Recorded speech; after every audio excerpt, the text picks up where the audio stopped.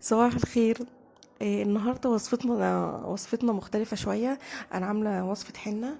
طبعا انا عاملة وصفة الحنة ان انا عايزة اصبغ شعري باللون الاحمر، ومش عايزة اعمل صبغة، خصوصا لو انا شعري خفيف. طبعا ان الشعر الخفيف او الشعر اللي فتلته ضعيفة ما بيستحملش الصبغة، يعني بيتحرق بيشيط يعني. طب انا عايزة اعمل ايه؟ طب انا عايزة شعري لونه يتغير. يلا نشوف هنعمل مع بعض ازاي اللون شعرنا بالاحمر بالحنة. دلوقتي معانا معلقتين كبار كركديه او 3 على حسب طبعا الشعر او حسب كمية الحنة، ومعلقتين كبار شاي ومعلقة قرنفل. يعني بص، وطبعا حنة، وعشان اللون برضو يثبت معلقة دم غزال تحفة. يعني مش عايزه اقول لكم. دلوقتي اول حاجه قبل ما نتكلم ان احنا هنغلي الكركديه والقرنفل والشاي. طب الكركديه طبعا غني عن التعريف، هو هيدينا اصلا اللون الاحمر او العنابي الجميل. والشاي طبعا والقرنفل دول يعني هقول ايه بس حاجه حلوه قوي. تمام. بصوا احنا هنسيبهم طبعا يغلوا مع بعض براحتهم بقى، هنسيبهم يغلوا كذا مره عشان اللون يتقل ويثبت.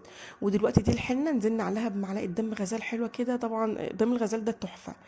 اللون بص والله كان خطير، انت هتشوفوا اللون في اخر الفيديو. طبعا هنقلب الحنة مع دم الغزال عشان يعني ايه، يتوزعوا مع بعض كده. وهنفضل نغلي بقى الحاجات دي. طبعا قبل ما احنا يعني انا عامله الوصفه دي عشان اعمل شعر لونه احمر. انما في الطبيعي الحنه دي اول حاجه بتمنع تساقط الشعر. وبتعمل حيويه كده للشعر وبتخليه يلمع كده وجميل قوي. وبتشيل القشره وبتساعد على تنبيت الشعر. دلوقتي زي ما انتم شايفين الحاجات غليت مع بعض اهيت. هسيبها تبرد شويه طبعا واصفيها، وبعد كده نعجن بيها الحنه، ننقلها بقى في حاجه تانية ونعجن بيها الحنه بعد ما تبرد شويه. القرنفل طبعا والكركديه غني عن التعريف ان هم بينبتوا الشعر. وكل الحاجات دي يا جماعة بتساعد على تنبيت الشعر وبتشيل القشرة. ولو يعني لا قدر الله في طفل مثلا او حاجة عنده حشرات او كده، بتشيل طبعا الحاجات دي، طبعا بتقضي عليها وبتقضي على السبان. انا دلوقتي بوريكم لون الخلطة اللي احنا غليناها مع بعض عاملة ازاي.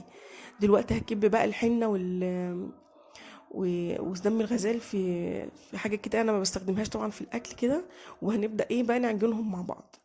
طبعا احنا هنعجنهم وهنسيبهم تخمر كده تقريبا نص ساعه او يهدوا كده نص ساعه. تمام. اهو زي ما انتم شايفين كده اللون خطير. يعني الحاجات اللي احنا غليناها طبعا على الرخامه كده زي ما انتم شايفين. شوف اللون عامل ازاي اصلا، شوف اللون الحنه اصلا عامل ازاي. تحفة والله. الوصفة دي عن تجربة، او انا في الثانوي وفي الكلية كنت بعمل الوصفة دي بدم الغزال وبالكركديه والشاي. بصوا انا شعري كان كستنائي، كان لونه احمر لوحده طبيعي من غير اي حاجة. طبعا غير طبعا فروة الشعر كانت نقية كده ما فيهاش اي شوائب من الحنة طبعا. والشعر كان بينبت. انا كان شعري طويل جدا وانا صغيره بسبب الحنه اللي انا كنت بحطها دي او جينات. يعني دلوقتي بقى خفيف جدا بعمل الحنه عشان ان انا احاول اتقل وانبته. سبحان مغير الاحوال من حال لحال. انا شعر بنتي خفيف او بيتساقط الايام دي، وحاسه ان في طالع قشر. قلت لا لازم اعمل لها الوصفه دي. والله ما حطيته على شعرها 3 ساعات، ما كملتش 3 ساعات. يا ماما انا قرفانه، انا ما بحبش البتاع دي، انا ما كنتش فاكره كده. يا ماما شيلي.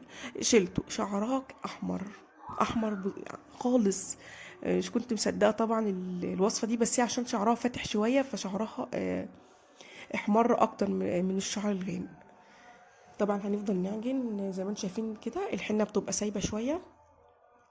وطبعا يا جماعة اللي شعره خفيف أو بيتساقط لازم نلجأ للمواد الطبيعية الأول قبل ما نلجأ للمواد الكيماوية اللي فيها كيماويات، إذا كان شامبوهات أو كريمات أو جلسات أو أيا كان الحاجات للشعر. آه، زي ما انتم شايفين كده أنا حطيت دلوقتي معلقة زيت جرجير برضه عشان يعزز الحنة معانا. وبرضه عجنتها كده بقلبها. أنا بوريكم دلوقتي طبعا إيدي احمرت جدا. المفروض بصوا يا جماعه، المفروض بقى ان انا البس جلافز او البس جوانتي عشان ايه ايدي مش تحمر.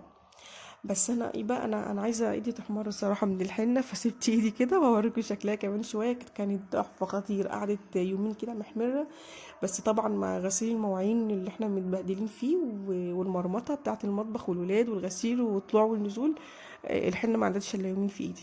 كنت زعلانه جدا. وعلى فكرة احنا ممكن نعمل الخلطة دي لكعب الرجلين، تحمره وتبقى خطير. هيفضل في الرجلين وثابت، وبتنعم طبعا الرجلين. وطبعا احنا بنيجي نغسلها بتشيل الجلد الميت، لا خطيرة. بصوا بقى كده، انا بعد ما عملت عجنتها وعملت شعر بنتي، بصوا الحنة عاملة ازاي، والرخامة نفسها عليها البتاع لسه كنت همسحها عاملة ازاي. وادي شعر بنتي بقى في الصور، الحنة لونها احمر وخطيرة اهي. اتمنى يا رب الوصفه تكون عجبتكم. قبل ما تعملوا حاجات للشعر، روحوا الحاجات الطبيعيه. الحنه دي سنه تحفه، وبتغذي الشعر وبتقله، واذا كان بقى بالقرنفل او الشاي او الكركديه. اتمنى يا رب الوصفه تكون